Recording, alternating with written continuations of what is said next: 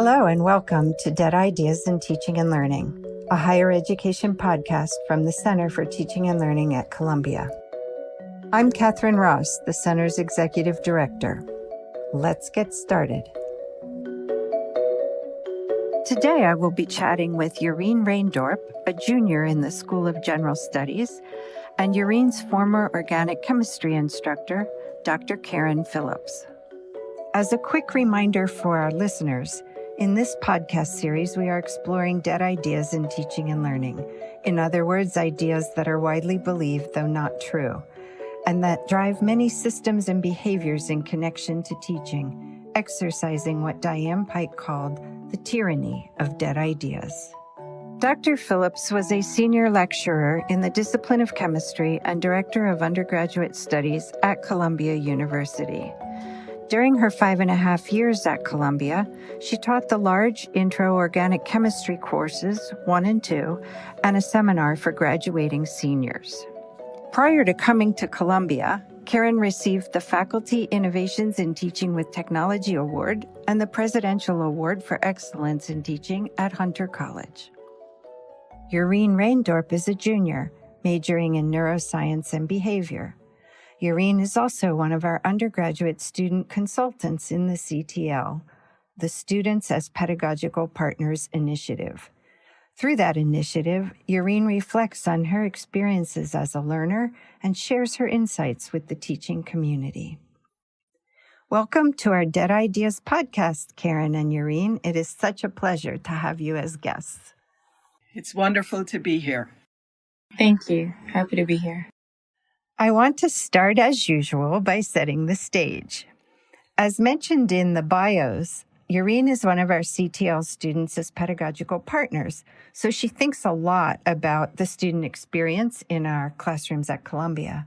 She's also very thoughtful about her own learning processes, and she had engaged Dr. Phillips in conversations about what made the organic chemistry classes so unique.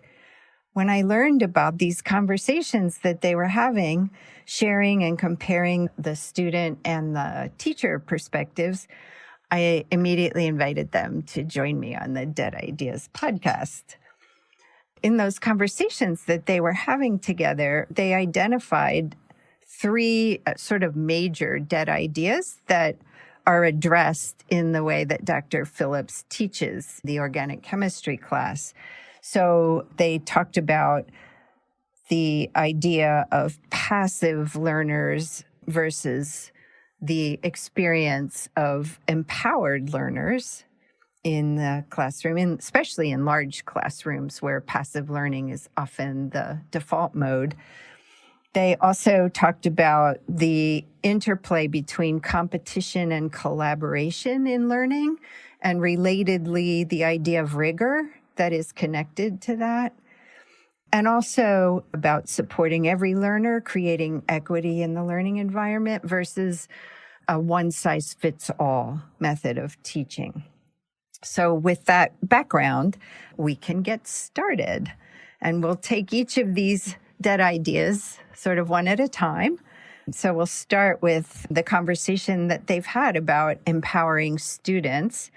Yarin, you shared with me that you experienced a level of empowerment in Professor Phillips' class that was unlike your experience in other classes. Could you tell us about that? Yeah, definitely. I think that myself and a lot of other students came to this subject, organic chemistry, with a certain degree of fear. And one of my strongest first memories of the class was actually Professor Phillips acknowledging that fear and addressing that fear, acknowledging the fact that the concepts that we're going to learn are difficult, that the process in learning the language of organic chemistry is complicated, that we're going to encounter foreign terms, and at times it's going to be very challenging. And I think when I contrast that to my experience in some of my other classes, in which sometimes I hear statements such as, this is easy, or this should be intuitive, I felt that there was none of that in this class, and the opposite. I strongly remember that feeling of my fear being acknowledged, and I think it made my mental preparedness almost for what's about to come a little better. And beyond that, I think that one of the things that stand out in my experience in Professor Phillips's class is the idea of just feeling like I'm being seen as an individual. I have multiple examples of that have taken place throughout the course of a year.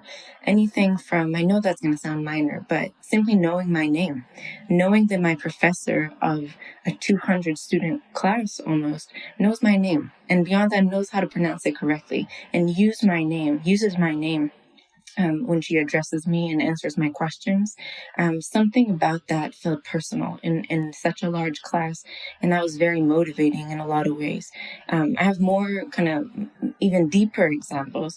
In my first semester in organic chemistry, I had some difficulties that Professor Phillips was aware of. In my second semester, I started off better. I did better at my first exam than all of the previous ones, and I got that exam back with a note on it from Professor Phillips, a very encouraging note telling me that she is seeing my effort and she's seeing my improvement in performance. And it was very encouraging to know that, again, my professor of a class of 200 other peers almost, was able to look into my case specifically, and put something so encouraging on my exam. Beyond that, things like remembering a question I asked in office hours, and 2 weeks later, when another student asked that in the classroom, she was able to say, yes, actually, Yarin asked me that question 2 weeks ago, and it was a very good question because 1, 2, 3. Little moments like that, when you know you're being remembered, when you know you're being acknowledged in that setting of a very challenging class, that goes a long way, and it went a long way for me. So these are kind of the little things that made all the difference for me. I call them little, but really they are huge. And I think that they all contributed to building my confidence in my work, both in the class and beyond. In the experience of an undergraduate education, I think that these things have a huge meaning and impact, and they can stay with us for years. And so these are things that I left the class, left a year of being Professor Phillips' student, being very appreciative of, things I'm going to have a hard time forgetting. And they're going to keep being with me as I make my progress in things that have to do with organic chemistry and beyond. Wow, that's really powerful. And I liked the one thing you said. Well, there's a couple things that you said that I think were particularly powerful. You said these are little things. I doubt any instructor listening to this podcast would think learning the names of almost 200 students is a little thing. But I get what you mean by that. And I think that pushes against another dead idea, which is that in order to do these kinds of things that empower learning and motivate learners, you have to make big changes. And yet what you're saying is these were relatively small scale kind of interventions that made you feel seen and motivated. So I really appreciate that was sort of another dead idea that you unpacked without even knowing it. So, Karen, I'm wondering if you would like to respond to Yarin's comments and maybe share with us if you have more strategies you want to share, please do that. But also what really is interesting to me is why it's important for you to do these things that Yarin mentioned. And like what motivated you to do this? Where did these ideas come from? Well, if I think back, I think the genesis of these ideas may have come from my own background growing up in Jamaica and feeling valued for the individual that I am and for the family that I came from, right? And so, the Jamaican culture at the time when I was growing up there has a very different way of looking at social structures, I believe, right?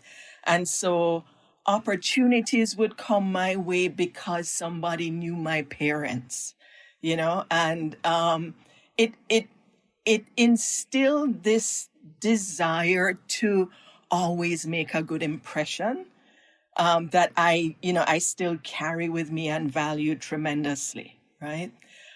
My first, this translated for me into my first college experiences in the United States, where, at my community college, where I started off my undergraduate education here, I, through an unusual set of circumstances, had my first opportunity to teach. So I had this opportunity to teach while I was still earning my associate's degree, not even an undergraduate degree at that time. And the fact that, the head of the chemistry department and other instructors felt that confidence in me to allow me to have that opportunity, that did so much for my self-esteem as a learner.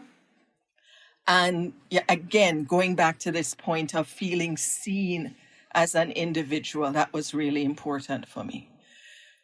Cut now to going into graduate school and feeling, for me, graduate school was an unknown.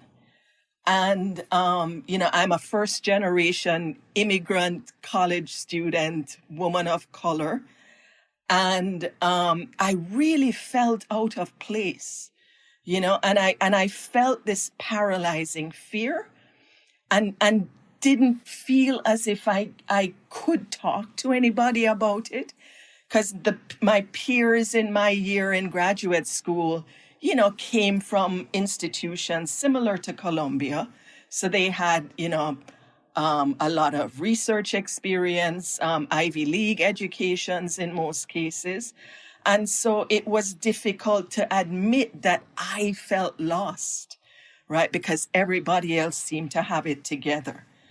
And so, for me, as I transitioned into teaching, I felt that this just acknowledging that students might feel a similar to fear to what I experienced, I knew the power in that to diminish that fear, especially when you're talking about a subject like organic chemistry, which everyone comes into with trepidation, feeling like it's going to be the thing that could break their career ambitions, right? And so again, for me, it was a natural segue and something that I've been doing since I began teaching. And, I also find myself having this unusual response, which is that whenever I feel as if my individuality is diminished outside of the classroom, I want to extend that to students even more. And so I find that ways to make students feel empowered and ways to make them feel seen as an individual is even more critical to me in situations where maybe I don't feel like I'm getting the same. That's incredible, your ability to translate your own struggles in the academy into practices that benefit your students in that kind of extraordinary way. Thank you so much for sharing that story. But I am quite sure that some of our listeners are like, so how does she learn those names? Do you have some kind of special technique? Not that I feel I can describe, it's Okay. something that I think about all the time. And I'm like, I feel as if, gosh, if ever I think that I can't do that anymore, I'm not sure what will happen. But it's something that I just pay attention. Yes. And I connect what students tell me Right. with their names.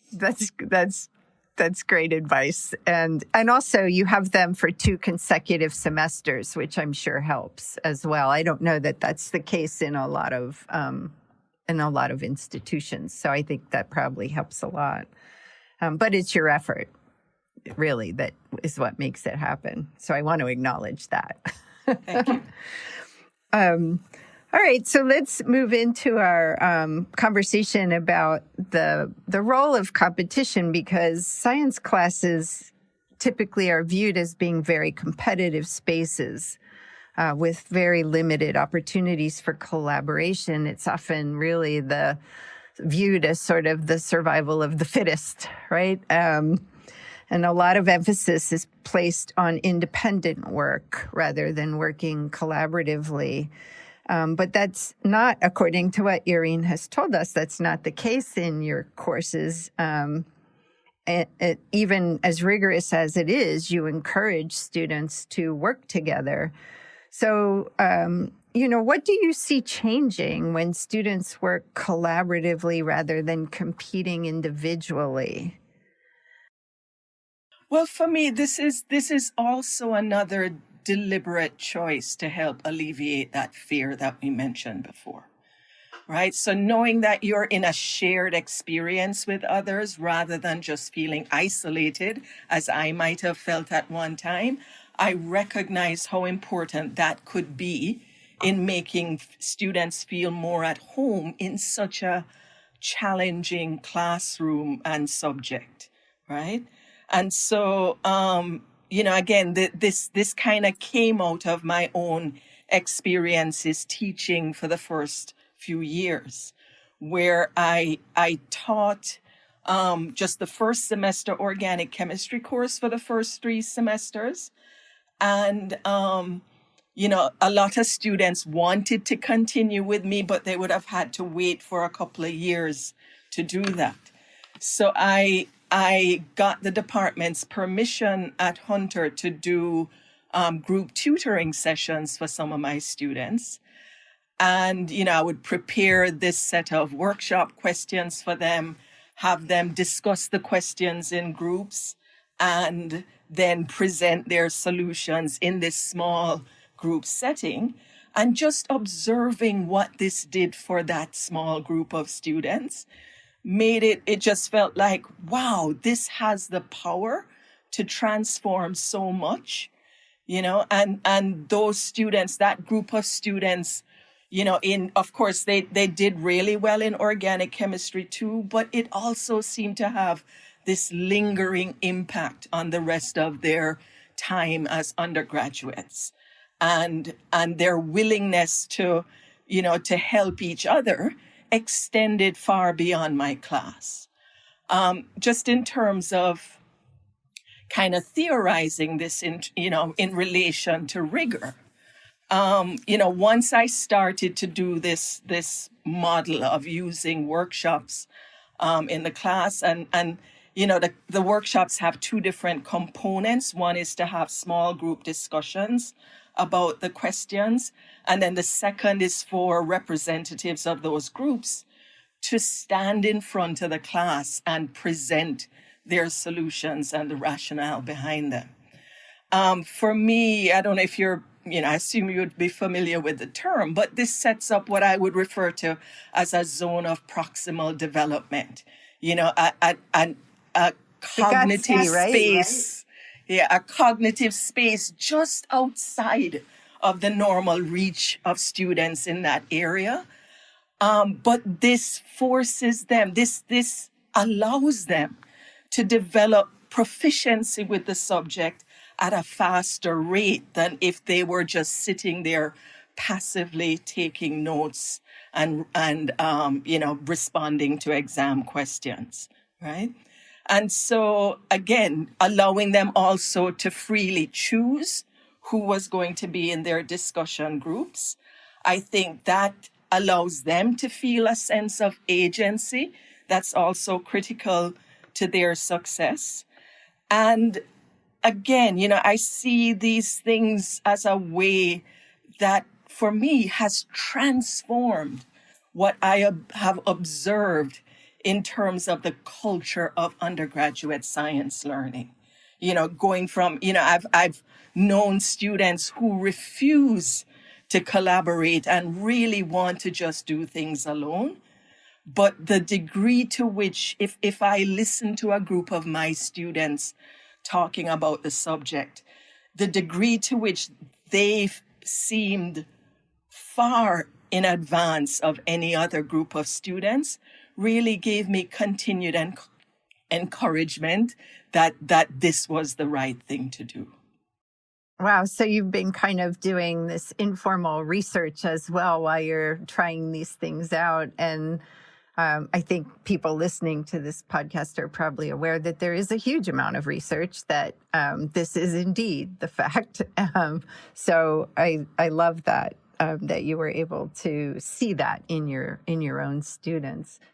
And just if I could add just one thing, the presentation of solutions to the rest of the class, that's a part of this performance, Right. that I also believe enhances learning. So my workshop model is referred to as performance enhanced interactive learning, because it's this performance piece that sets it apart, but that I think, creates this bridge to higher and deeper learning more quickly than other methods. Yes, because to teach someone else something forces you to go much deeper than you might go just for your own understanding. So you are exactly on the money on that one. Yarin, would you like to share with us how that you experienced that in Professor Phillips' class and how it impacted your learning? Yes, absolutely. I think that those opportunities for collaboration and the general approach and encouragement for collaboration in that class enhanced my learning on multiple different levels. I think the biggest thing it did really, it's no secret that science classes at an institution like ours at our level are competitive, and competition will seep into the classroom in some way or another.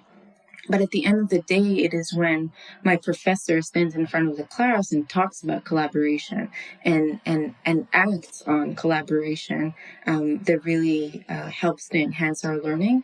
And beyond that, to me, it felt like it resembled the real world in a lot of ways. A lot of us are sitting in that classroom hoping to be scientists, researchers, doctors. Those are all professions that work collaboratively, that work in teams. We need to learn to be those team players in that professional setup.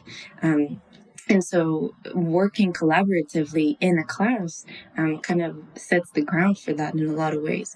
And so these workshops, for example, so it was one of the most unique experiences I had in a science class. One, because they truly, truly allowed us to get practice and to get our hands on as much as we could on what we were learning in class, but really do that together and work on problem solving together, use each other's ways of problem solving to enhance our own, to have the opportunity to present our ways of problem solving and learn that in multiple ways. Beyond that, we were encouraged to support each other. We didn't just stand there and watch someone present a solution. Professor Phillips would say, let's clap for that person. Let's encourage them, because this is a big thing for any student at the first weeks or the last weeks of a year of organic chemistry. To be standing in front of such a large classroom and presenting a solution to a problem at a risk of being wrong or making a mistake. And I think that in and of itself made us, it had such a strong impact for me in my experience in science classrooms, because it made us more vulnerable with each other. The fact that we had to stand there, tell the class how we worked on a problem at the risk of being wrong, and the fact that we were encouraged to work together and make decisions together, share each other's thought process with each other, it made us more open to not just working together, but to admitting that we're struggling, to admitting that we have a problem. I could more easily have conversations with my peers in this class that went something along the lines of, hey, I really didn't understand today's lecture. Did you? Or there's a concept that I have a really hard time with. Do you mind? Could we meet up sometime to go over this? Because it seems like you know what you're talking about. So we had an easier time leaning on one another. And so beyond the encouragement and the real concrete opportunities for collaboration, like workshops, like study groups, we had kind of we were able to support each other in more ways. And this is another point that I will add here about study groups. I think the term study groups is being thrown around a lot. I hear it in a lot of my classes. Study groups are always encouraged. But I think Professor Phillips took that an extra step forward by not just encouraging study groups, but also providing resources for study groups, providing guidelines on the class website with suggestions what to do with the study group. And so we were encouraged to work together, but there were also actions taken to back that up, and we were given the opportunities to work together, to work collaboratively. And I think that that must have had a very strong impact on a lot of us and how we see each other and how we extend that collaborativeness to other classes that we were taking together at the same time, to other classes that we'll be taking in the future. And so that was a very unusual experience in science classes, and a very positive one. That's amazing. And the example is so powerful because it acknowledges that just telling students to get in groups or to have a study group is rarely going to result in the kind of learning that you experience, Yarin, because in order to do that successfully, people have to learn how to do it and someone has to tell them how to do it. And that's often not acknowledged, right? It's just this sort of assumption, well, if they just get in study groups, they'll be fine. It's like using group work, when people think, well, if I just put them in groups, they'll know what to do. So I think that's a really powerful example.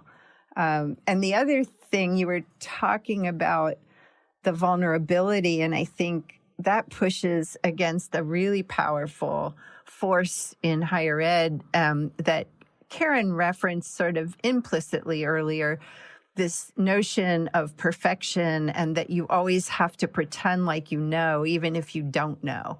That no one, whether you're an instructor or a student, saying you don't know something is sort of verboten. You're like, you shouldn't do that. So I think that's another dead idea victim right there that we can set aside because your example is so compelling of how this worked. And I think that brings us right into the issue of equity, right? Because by doing these things, supporting students in this way, Karen, it goes right to how you've created these equitable learning opportunities for all of your students in this large class setting. And also what you've explained about how these sessions are run speaks to the rigor, right? How you build in ways to make sure that their learning is rigorous. But I also just thought maybe you could give us any other thoughts about how you can provide your students with this kind of support, given all the different kinds of backgrounds that show up in our classrooms. And how you always walk that balancing beam, right, with rigor and, ensuring they're prepared for future courses, but also support, like the necessary support, not viewing that as coddling in any way, but it's the support they need to make progress. That was a big question. Sorry. Take whatever part you want. Yeah, so, going back to my own experiences again and feeling underprepared at certain points of my educational journey, I wanted to make sure that my students left my class feeling prepared for whatever was going to come next for them, whether that be, graduate school, the next biochemistry class, the MCAT, any of those things that students usually go on to. I wanted to be sure that I had prepared them as well as I could for those next steps so they wouldn't have the same kind of, fear going into those next steps that I experienced. Again, going back to my own reality as a woman of color in the sciences and a first-generation college student. It felt really important to make sure that I was equipping my students to the best of my ability. I remember one point a faculty member somewhere saying to me, suggesting that I must be dumbing the subject down because my failure rate seemed lower than for other classes, right? So I wanted to make sure that no one could ever make that assumption about my students, and that I would put put them up against anybody's students in any kind of competitive arena, feeling certain that they would be able to demonstrate their knowledge. Okay. And again, these workshops and the performances, I think, help with all of that, because they provide this safe space for students to be able to test out their understanding with each other, without the worry that I'm doing this for a grade. Okay. And then if they're playing the role of the teacher for a few minutes each week, they're gaining so much confidence from that experience. And even if they weren't the ones presenting, being able to see their peers demonstrate that, I think makes it so that, the chance to be able to show that you can do it too becomes much more within their reach. And so again, I felt that I could see that these things that I employed were deepening students' understanding, deepening their connections with the subject, and also deepening their desire to do well for themselves. And it just felt like it would be a crime not to do it, I love because that. it was so obviously good. Oh, I love that. A crime not to do it. There are in teaching, crimes you can commit by doing it. And then there are also crimes you commit by not doing it. And I'm so glad you said that. Well, I think we have a pretty good idea now, like what keeps you inspired and what motivates you to do this work to change teaching in higher ed. But I want to give you a chance if there's anything else you would like to mention about how you keep going when you have people saying things to you like your classes must not be rigorous because you're not failing enough students. Like, how do you just keep going in the face of that? Well, something that's been important to me all along, and that I think grows more important with each day that I teach, is to be able to do it authentically. I love teaching. That's been clear to me from the very beginning. But to be able to be my authentic self in the classroom is critical for me. But I'm recognizing, through things that I've shared with students, how much it means to them. When in a little written biography, I tell them about my experiences where I had, times when I failed and had to drop out of college, right? I tell them about experiences, being threatened with deportation at a certain point in my undergraduate life. And, it's every year I just find it so remarkable how many students will come to me and tell me that those little things touched their lives or they related to these experiences, and that they couldn't believe that a professor was being as vulnerable and as forthcoming with information about themselves as I was. And, things like this always come with risk, because when you are vulnerable in this kind of situation, you're relinquishing some power, and you're setting yourself up for the possibility that, somebody might use that vulnerability in a way that's not constructive. But again, the rewards for that risk have always been so apparent to me that once I started to do these things, it just seemed like I can't stop. It would be like withholding, giving a placebo, knowing that the patient was going to to die if they didn't get the treatment, So, yeah, so it's been really critical for me because I see reflected in students' eyes and comments and their performance how important these things are. That is extraordinary. A lot of people think of teaching as a kind of just a transaction, but in fact, research tells us that it's extraordinarily relational. And what you have done is turned that relationship building into an art form in your teaching. So that is just so extraordinary. Thank you so much, Karen, for that. Yarin, would you like to share why you feel so passionate about talking with, I see now why you feel so passionate about talking with Dr. Phillips, but why are you so passionate about changing higher ed teaching and learning for others? Yeah, I think that from the perspective of a student, I think it is very easy for us to critique our instructors and to find moments and approaches that aren't conducive to us.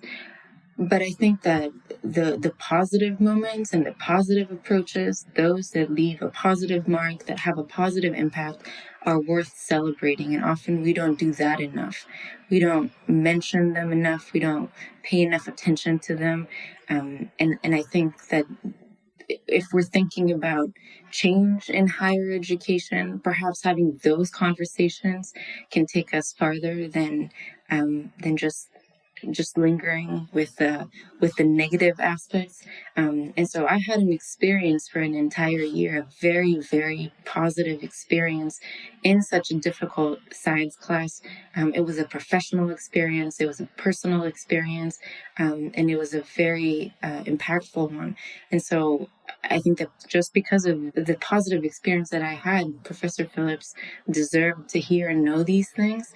And I think that the impact that it had on a lot of other students can be resonated through our conversations about this.